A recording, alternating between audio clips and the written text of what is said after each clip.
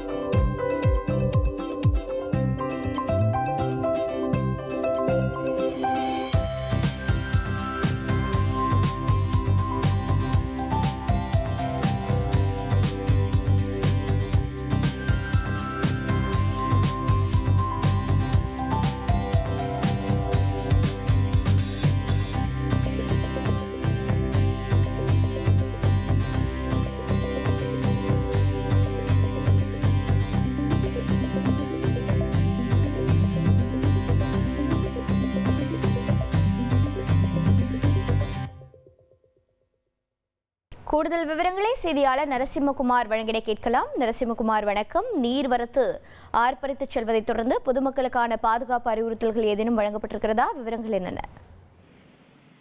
வணக்கம். தருமபுரி மாவட்டம் பெண்ணாகரம் அருகே உள்ள தமிழக காவிரி எல்லையான ஒகேனக்கல் பிலிகுண்டு பகுதிக்கு தொடர்ந்து நீர்வரத்து உயர்ந்து வந்து கொண்டுள்ளது. நேற்று இரவு 88,000 கனஅடியாக வினாடிக்கு வந்து கொண்டிருந்த நிலையில் தற்போது சற்று தணிந்து 78,000 கனஅடி நீர் வந்து கொண்டுள்ளது.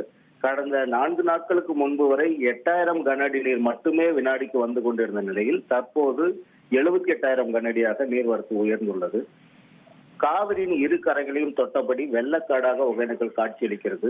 பாறைகளாக காட்சியளித்த காவிரி ஆறு தற்போது வெள்ளக்காடாக காட்சியளிக்கிறது. இது தொடர்பாக தருமபுரி மாவட்ட ஆட்சியர் நீர்வீழ்ச்சிகளில் குளிக்க தடை விதித்தார். அதனைத் தொடர்ந்து பரிசல் இயக்கவும் தடை விதித்த நிலையில் தற்போது வெள்ள அபாய எச்சரிக்கை விடுத்துள்ளார்.